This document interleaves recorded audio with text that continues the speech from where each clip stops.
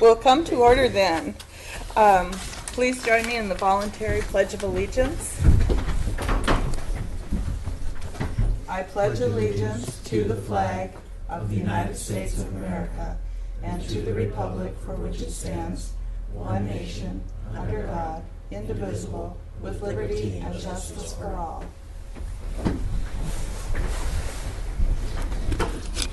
Okay. Do I have approval of the minutes of July 1? So moved. Second. Any discussion?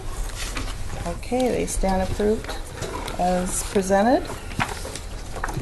We're waiting for the photographer to come from the paper and then we'll do your presentation, okay? We want her to get a picture. So we'll go on to approval of the agenda. Any changes or corrections to the agenda?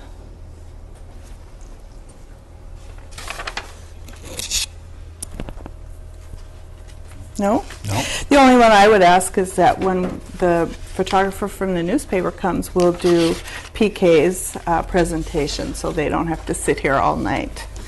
Okay, so the agenda stands approved.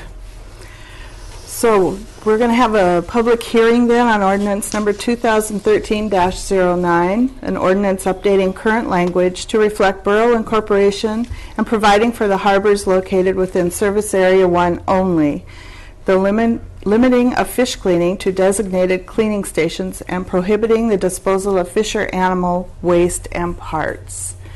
Is there anyone who would like to speak to that? Hearing none, the public hearing is closed. Second public hearing is on ordinance 2013-10, an ordinance updating chapter 4.04 entitled Purchasing, updating current language to reflect borough incorporation and to provide uniformity between the code and the borough standard specifications manual. Anyone like to speak to that? Then the public hearing is closed. Okay, item C is a award of facility structural analysis proposal. Proposals for the structural and mechanical analysis of the Reed Marine Warehouse and the municipal building were opened on June 27th. The review committee has recommended the proposal from MRV Architects be awarded and broken down into two phases: a structural analysis for $12,657 as phase 1 and a mechanical analysis for $12,800 as phase 2. Do we do the motion here for the bid award? Yes, we do. Madam Mayor, I so move to award the facility structural analysis proposal. I'll second. Okay, any discussion? Clerk will call the roll. Kurt. Yes. Nancy. Yes. Sue. Yes. Cindy. Yes. John Hogue. Yes. And John Heberle. Yes. Okay. Now that's not our... Suzanne? Are you taking pictures tonight? Okay. Sorry. I'm wearing 3 hats. I figured you might, Many hats. you might be, Okay. but I wanted to verify before I...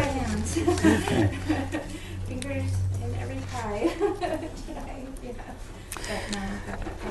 Okay, I am going to skip ahead to first item of the mayor's report then, and I just want to read a little bit of background and then PK can come up. He is going to receive the Borough's Certificate of Appreciation for his lead role in making the yellow cedar Petersburg logo sign that is now mounted on the assembly days. PK made the sign in shop class using new design equipment furnished by a grant from the U.S. Forest Service. This coming school year, the shop class will be making several non-wood signs for the Borough and Forest Service using the new equipment. The Borough paid for materials of yellow cedar for the sign and made a donation to the shop class. So PK, you want to come up here in the front? by your beautiful sign. Just a minute here. Get out of the way.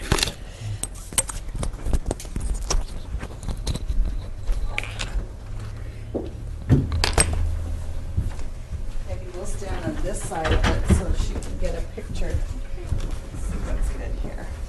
Now remember to smile. Can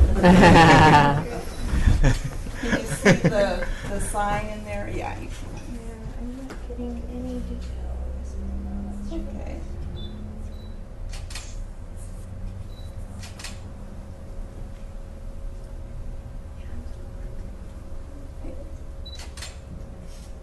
Oh, perfect. Okay, and let me read what it says to you. P.K. Bunye, Community Service Certificate of Appreciation from the Petersburg Borough Assembly.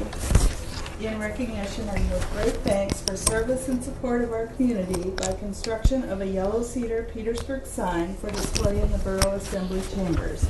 So there you go, and thank you. Very nice. You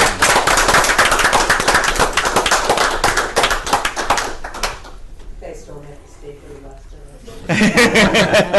it. Yeah, this isn't a punishment. Thank you. Yeah, Thank you.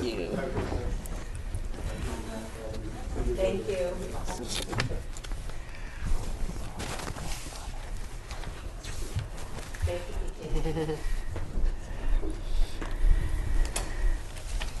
Okay, we'll scoot on back to bid awards, item D. Award of Community Gymnasium Floor Refinishing Contract. Two companies responded to the Parks and Rec Department's request for proposals to experienced gymnasium floor refinishing companies. Experienced. I got it. The department is recommending the job be awarded to Alaskan Industries for the cost of either $32,400 or $35,900 if it is desired to have Petersburg's branded logo installed in the middle of the gymnasium floor.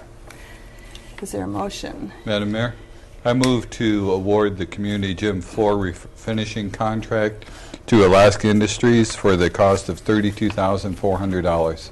Second. Okay, discussion. Mr. Hoag. I would like to hear from Parks and Recreation because it doesn't appear that this is a low bid. So I would like to hear the explanation for the recommendation.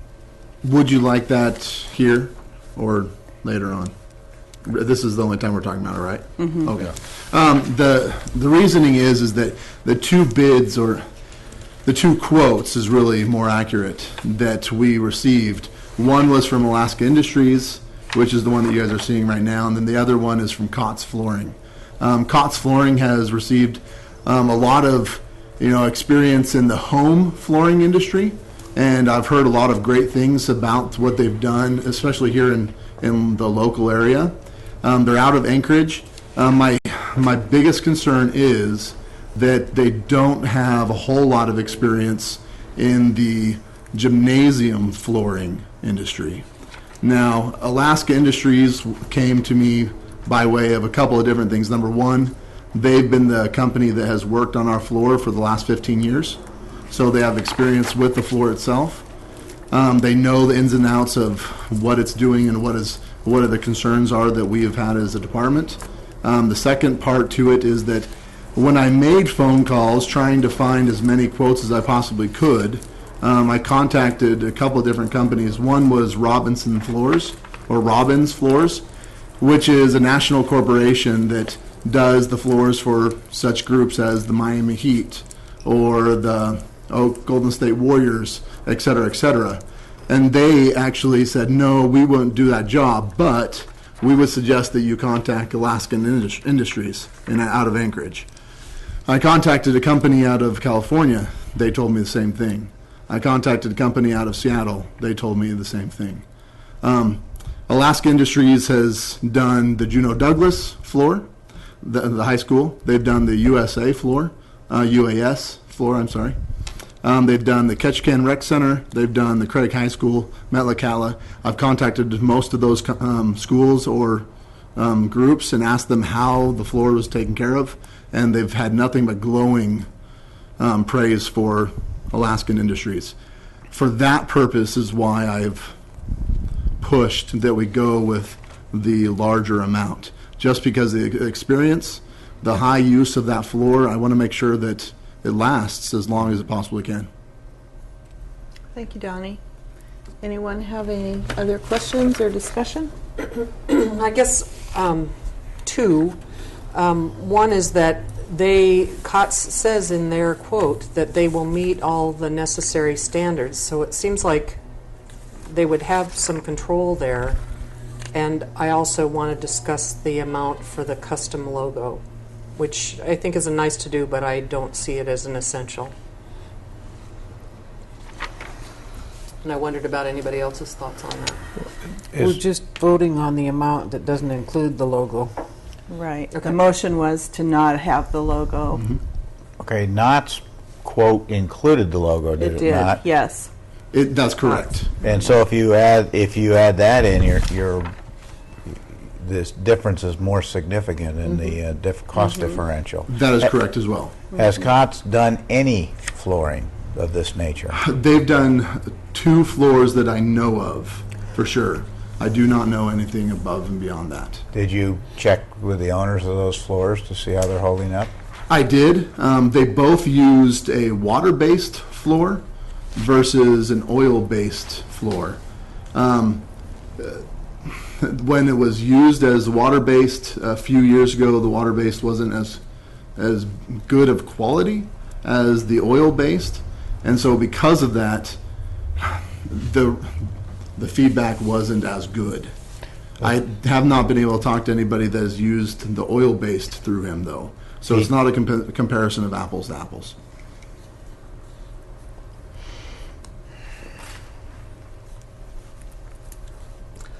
How soon do you need to make an award on this? If we don't do it today, then we will not be able to have a chance to get it done in August, which is before the school starts, which means that we won't be able to do it until the following summer. Donnie, if I may, I'm sorry. Part of this is a Rasmussen grant. Am I Correct. correct? You happen to remember what the time frame is on that? Yeah, we've got time on that. Okay. So that's not a concern, Steve. Okay. But yes, that is 13,000 of the amount that we put towards this is from a Rasmussen grant. Okay, anything further? Clerk will call the roll. Nancy, Yes. Sue, Yes. John Heberlick, Yes. Kurt, Yes. John Hogue, Yes. and Cindy. No. Okay, motion carries 5-1. Visitors' views related to the agenda. Suzanne?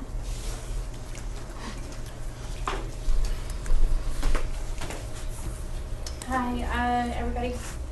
I'm Suzanne Ash. I'm with the Arts Council, and I wanted to let everybody know, back in 2010, before I came to town, there was a decision that was brought before the then City Council in regards to some public art over here in Bushman Park. It was going to be part of a centennial expansion of the park and a fountain, and there's some site prep work being done right now, this week, actually, last week and this week, and it's moving forward. The sculpture is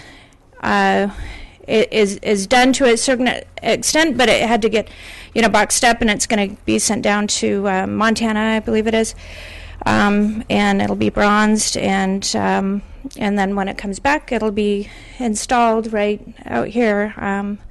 And I'm sure you noticed when you all rolled in today that the fence is gone, and there's some, an outline of where the park is actually going to be expanded. So this is a long time project that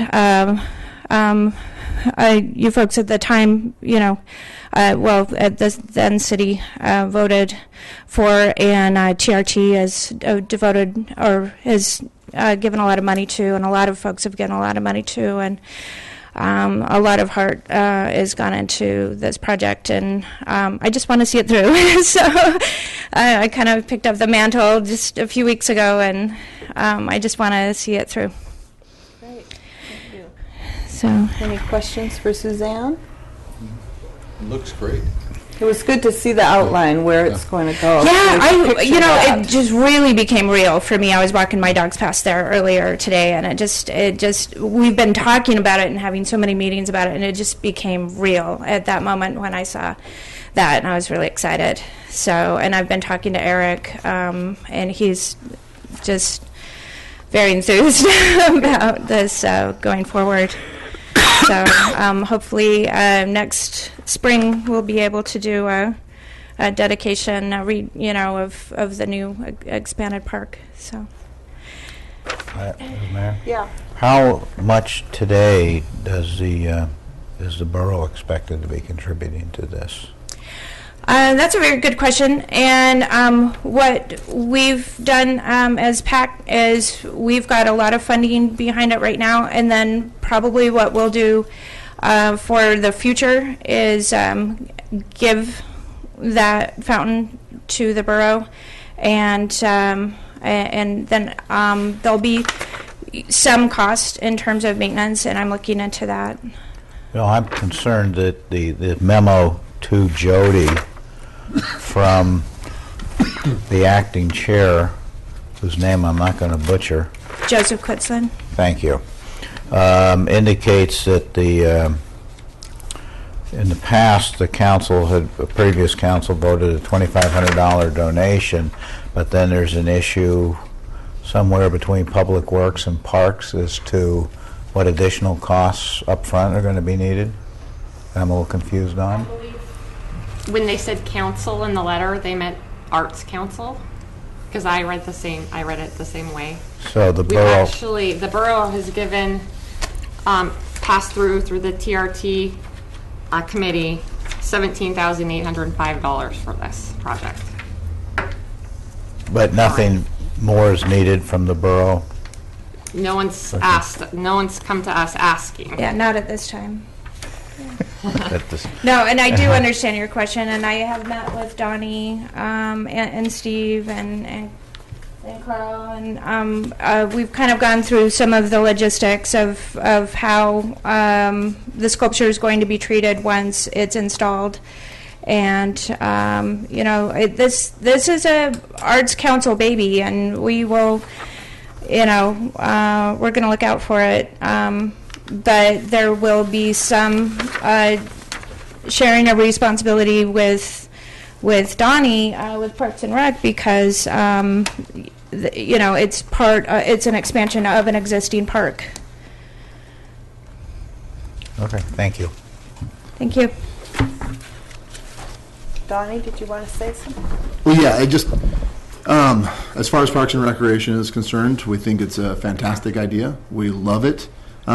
When it's kind of been passed on to me, I did have some questions that I think Suzanne's still working on to figure out. One of those being, who will be paying for the cost of power that has to be pulled from past the what's it called? The insurance agency, all the way to the light pole to get power actually for the pump and also for the lights that are going on that. That is a cost that is going to be concerned. One that Power and Light has come to me and asked me, so who's actually paying for this? And that's just something that is still being worked on as far as I understand. Yeah, and that without an estimate, I can't say for sure if we have the money right now. I know we do have a significant amount of money for Arts Council, but then we are continuing to do some fundraising, and that will be an Arts Council item.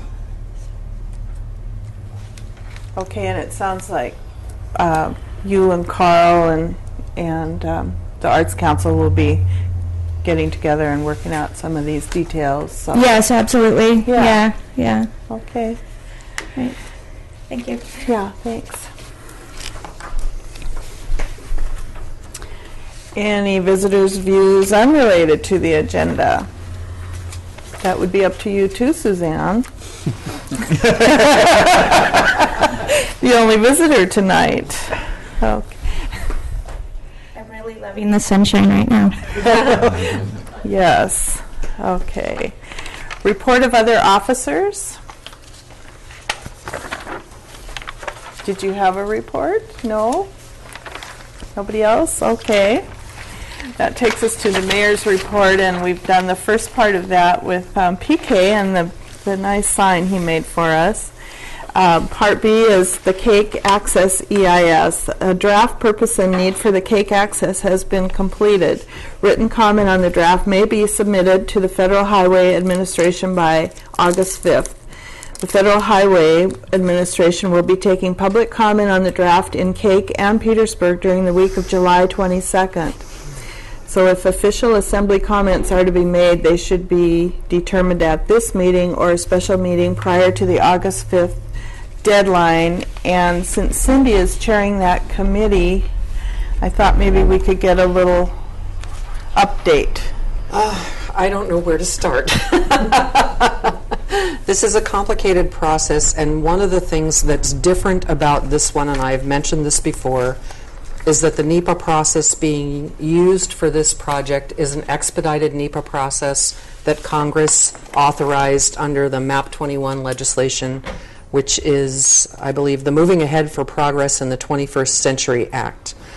And that act allows the Federal Highway Administration to issue a final EIS and a record of decision at the same time. For actions like the Forest Service, they issue a final EIS and then there's 30-day wait and a record of decision, and there is a delay before an action is implemented.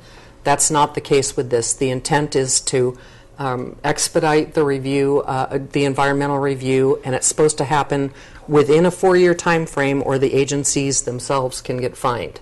And so they'll be pushing this process through.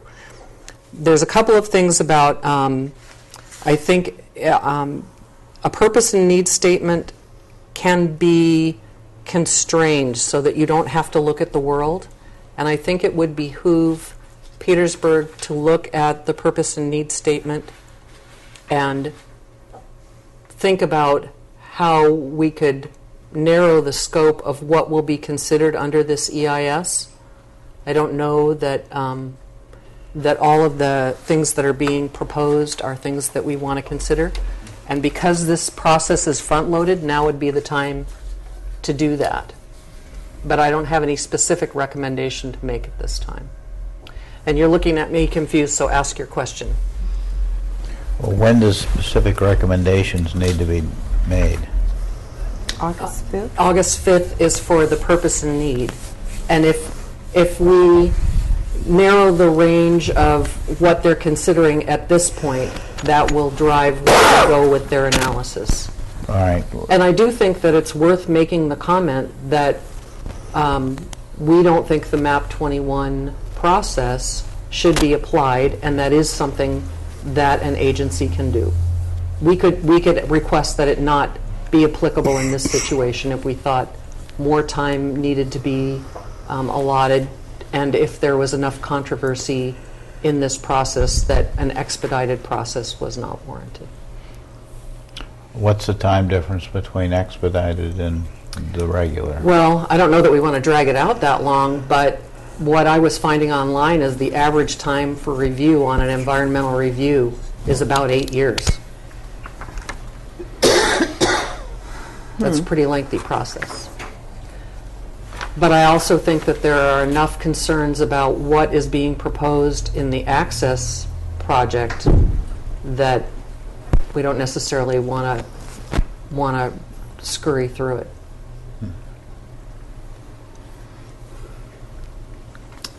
Any thoughts, recommendations? I don't think it should be a one-person recommendation. I think several of us should sit and look at it and think about what we might want to say and if there are specific concerns. So do you think we should have a special meeting to work on that, or do you think the committee that you formed earlier should meet and recommend to us. Well, and that wasn't really a committee, it was an open meeting.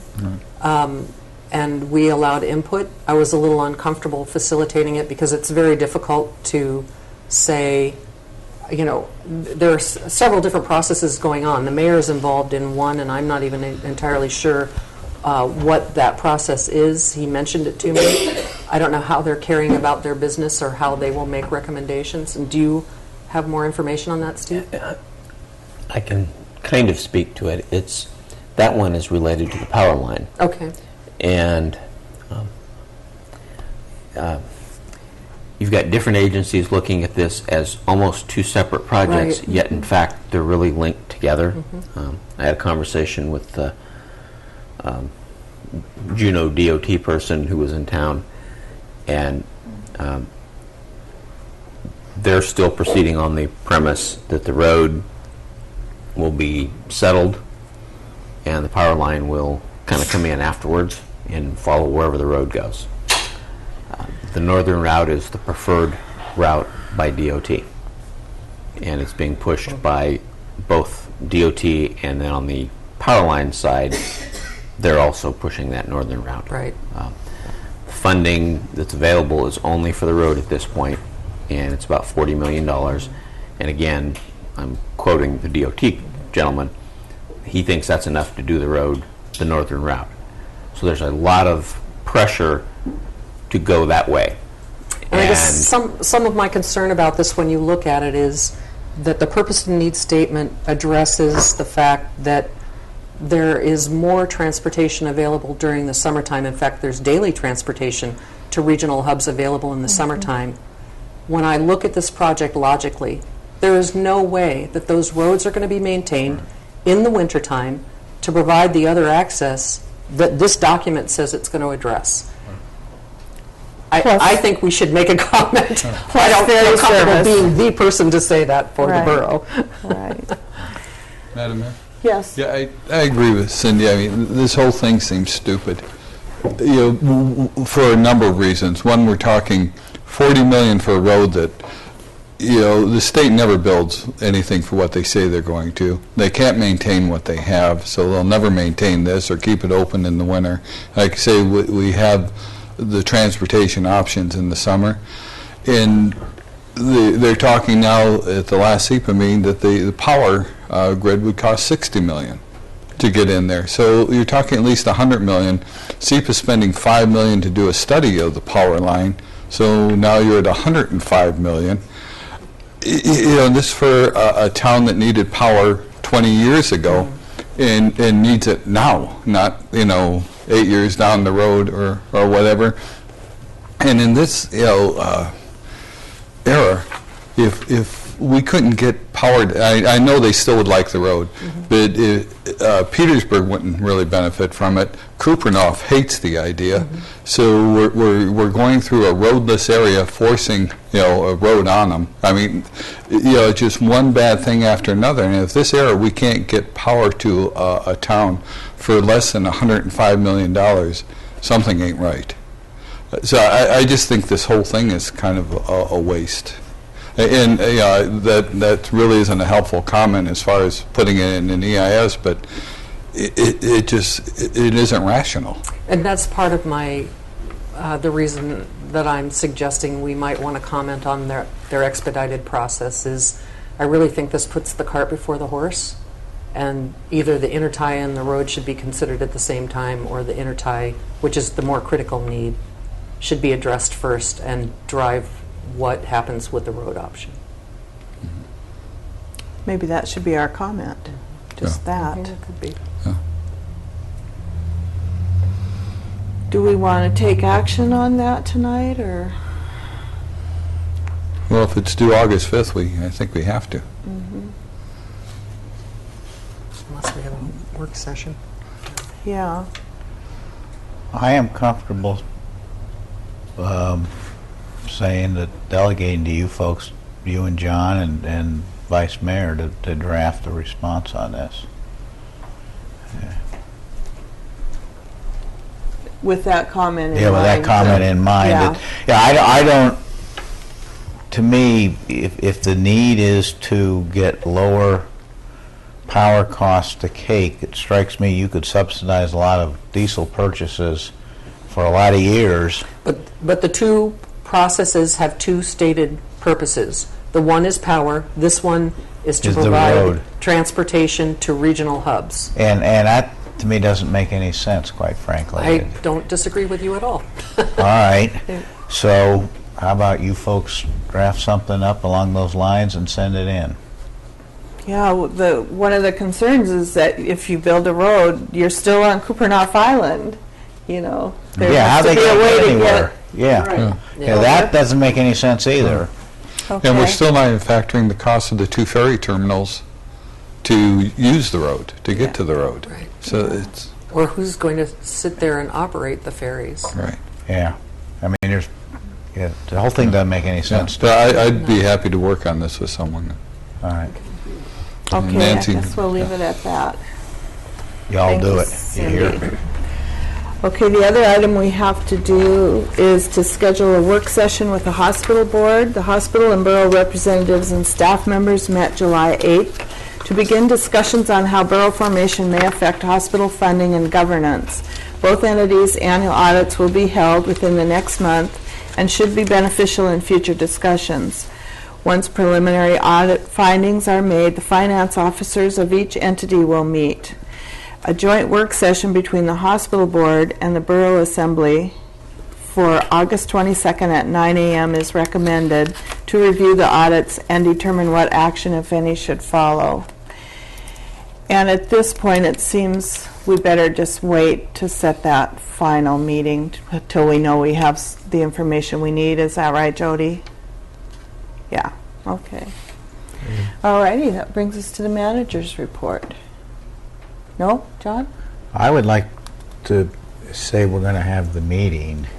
Whether we have audit information or Yes, not? I think there's enough decisions that need to start being discussed regarding financing of the hospital, given the preliminary information we've received. That to me, it was, we talked to the hospital representatives at that meeting, pointed to this date and time, and I think we should commit to going Okay. forward.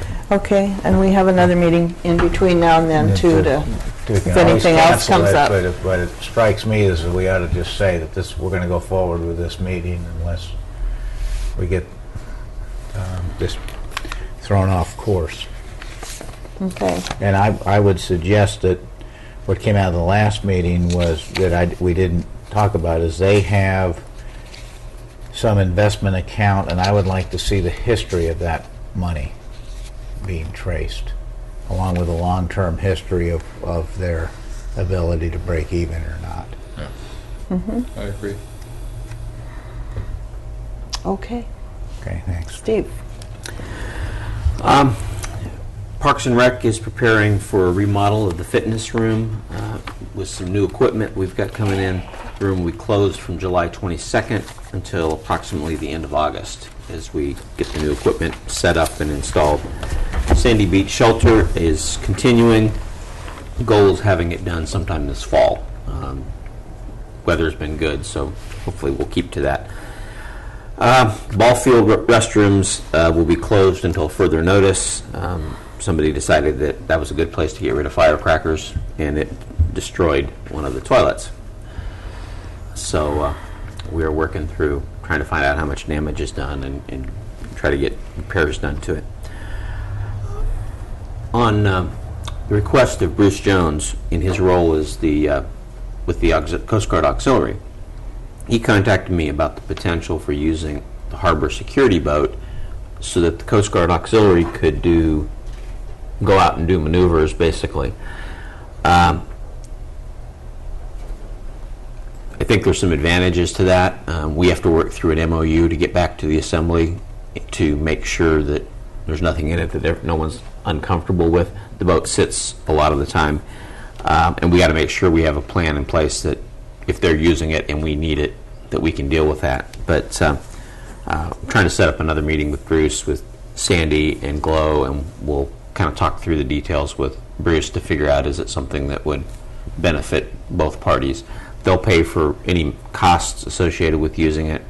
and some upgrades actually to the electronics on the boat. And because Coast Guard is Homeland Security, we've already gotten permission for them to do it as long as it meets our needs. So Okay. Okay. we'll take a look at it.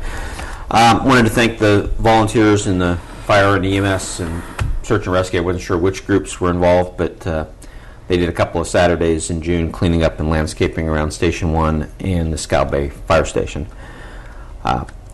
4 new Seine boat additions to the fleet this year. The Mariah Dawn, St. Teresa, the Maya T, and the Adamant.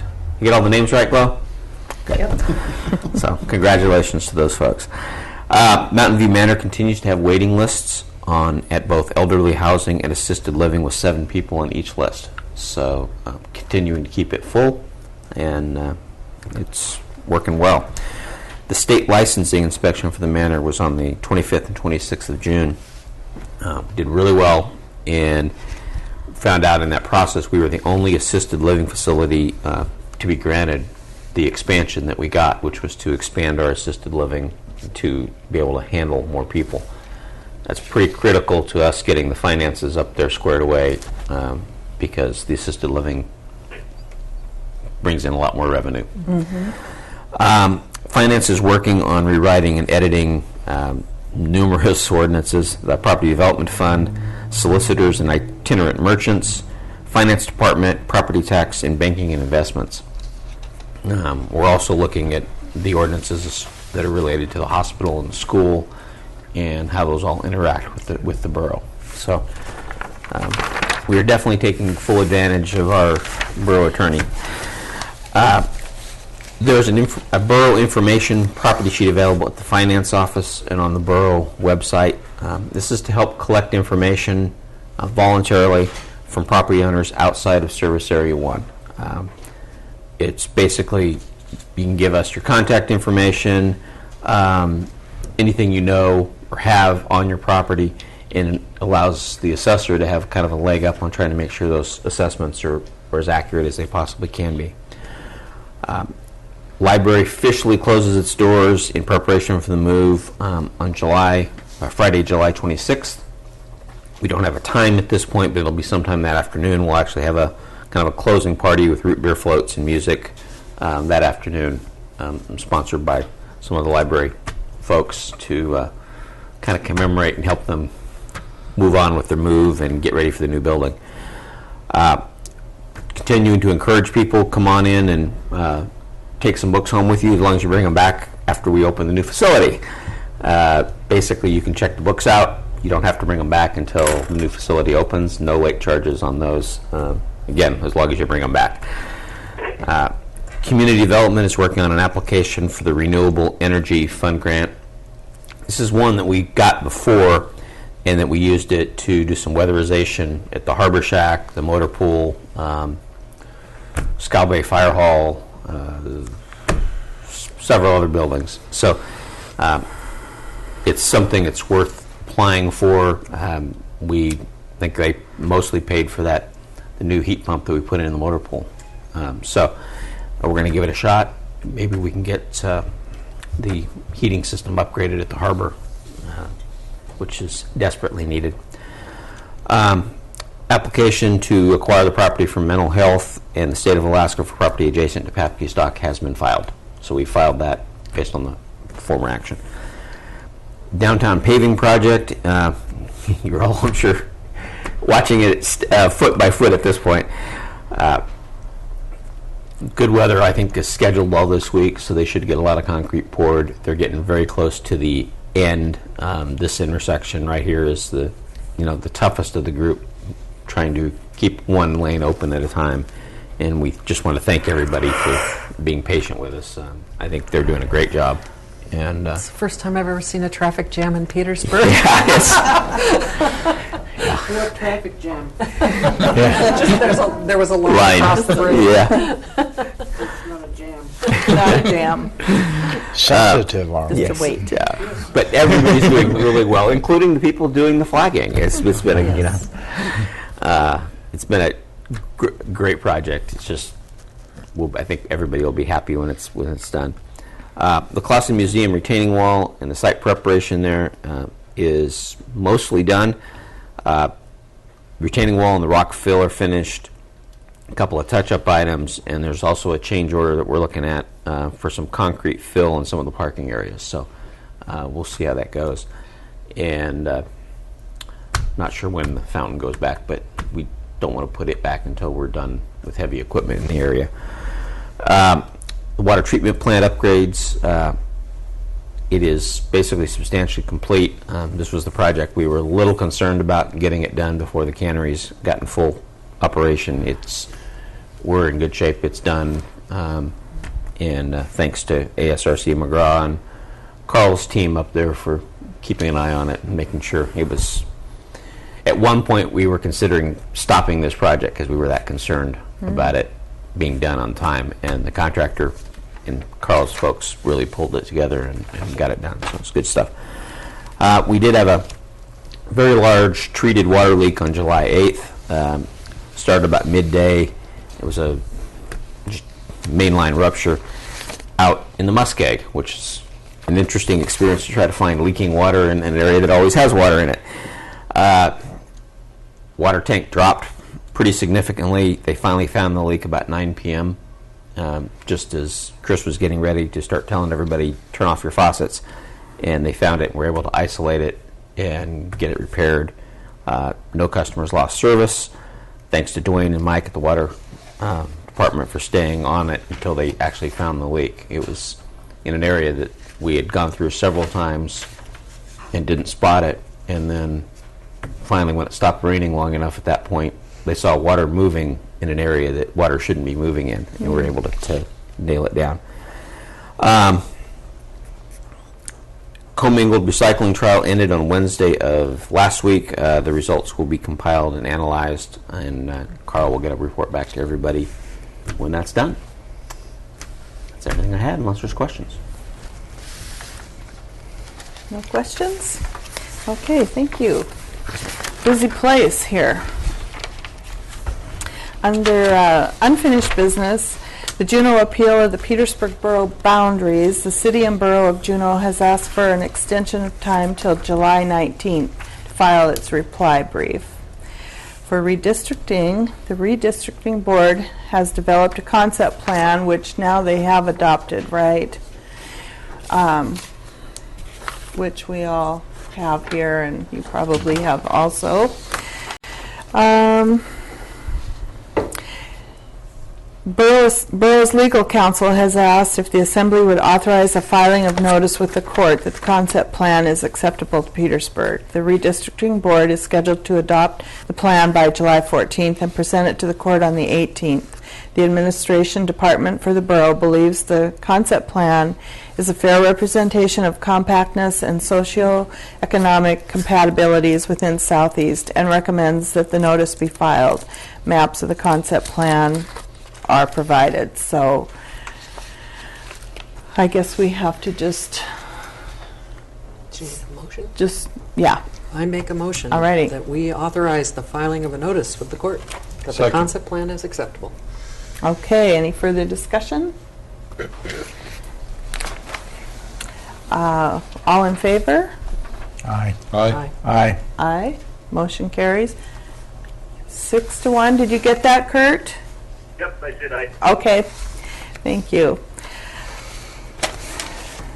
Okay, item C is ordinance number 2013-09. The ordinance upgrading the current language to reflect the borough incorporation and providing for harbors located within Service Area 1 only. In the second reading, do I have a motion? So moved. Second. Discussion? Hearing none, then clerk will call the roll. Cindy, Yes. John Hogue, Yes. Sue, Yes. John Heberlich, Yes. Nancy, Yes. and Kurt. Yes. Motion carries 6-0. Madam Mayor, Yes. could we move this to the third reading? Can't. Can't? Your charter doesn't want you. Oh. Oh, we can't do that anymore, huh? New charter's Okay. no fun. We'll have to have something for next agenda. Okay. Okay. Moving on then to item D, which is ordinance number 2013-10, an ordinance updating Chapter 4.04 entitled Purchasing, updating current language to reflect borough incorporation and to provide uniformity between the code and the borough standard specifications manual in the second reading. The ordinance reflects the standard specifications requirements that were adopted on August 6, 2012, and now outlines the bid and award processes to be used by the borough. The expenditure limits for the department heads and manager have been placed back to their current limits of $5,000 and $30,000 respectively, and the amended ordinance retains the $30,000 competitive bid requirement threshold. A motion? I'll move. Second. Okay, it's been moved and seconded. Any discussion? Clerk will call the roll. John Hope, Yes. Sue, Yes? Cindy, Yes. John Heberlet, Yes. Kurt, Yes. Nancy. Yes. Okay, motion carries 6-0. Moving on to new business, item A is resolution number 2013-17, a resolution requesting fiscal year 14 payment in lieu of taxes funding from the Department of Commerce, Community, and Economic Development. This should be the last resolution that will be needed to be passed to obtain our annual funding. Now that Petersburg is a borough, the federal funding will come directly to the borough without passing through the state. A motion? So move. Second. Discussion? Clerk will call the roll. Sue, Yes? Cindy, Yes. John Hope, Yes. Nancy, Yes. John Heberlet, Yes. Kurt. Yes. Motion carries 6-0. Item B is approval of the interim contract with Petersburg Indian Association for community recycling. Due to increased costs, loss of grant funding, and probable change in the near future to the borough's recycling program, the Public Works Department is requesting to enter into an interim contract with PIA that will help both PIA and the borough. And is there a motion? I so move. I'll second. Okay, Madam Mayor. yes. Question, the memo, the cover memo from Chris to city manager on page 58 of our packet simply requests permission to continue negotiations. I'm a little confused. Does they want to sign a contract or you want to keep talking? Mr. Hagerman. We have, thank you, Mr. Mayor and the Assembly, we have come to terms. The contract that's in front of you is agreeable to Public Works and to PIA, and so Okay. we're seeking approval of that contract. And the yellow funding, the yellow highlighting on it is just the happy parts of it or the ones you pounded out the last second? Right, those are the ones that changed most recently and are the most notable changes in the contract. Okay, thank you. Okay. Madam Mayor, I have Yes. two questions for Carl. One, with the increased cost of this contract, will it pretty much be covered by the monies you save through recycling? I don't know is the answer that I have to give you right now. The goal, of course, is to divert as much solid waste from that stream as possible to fund this contract and other portions of the sanitation budget. Don't know that that's possible. Depends on what we do with this recycling program. The Comingo trial, as Steve mentioned, went very well, and there's a lot of potential there. So that if we do move towards something like that, it will definitely help with that diversion, and the numbers just keep getting better. But I haven't put a fine point on it yet. Just getting the numbers. The trial just ended last week, and I've seen the final numbers we just got this afternoon. So I'm going to be putting together a report, and that's something that I will weigh in on in that report, so the Assembly has that information. And the other is, and I think I read it, and I don't remember the date, you are looking at putting this out to an RFP this spring, or? It's a possibility. It's not a for certain thing. We We could, if we come to terms, depending on how the recycling program changes, if it changes, we very well may be happy with PIA service and try and continue on with an extension of the contract. There will have to be further negotiation between now and March if changes to the program are made. So it really depends on what those changes are and if, in fact, they want or need more money to provide the service that we ask them to provide. If we get to that point, then I would probably recommend that we do an RFP and see if there's anybody in the community that can offer some competition. Yeah, I Right was just now, I'm looking not- at the size of it. It seems like that would be the normal process to go to the RFP. Right. That's something that we can definitely do. Okay, thank you. Okay, anything further? Clerk will call the roll. And this is to authorize the contract. Mm-hmm. John Haberlet, Yes. John Hall, Yes.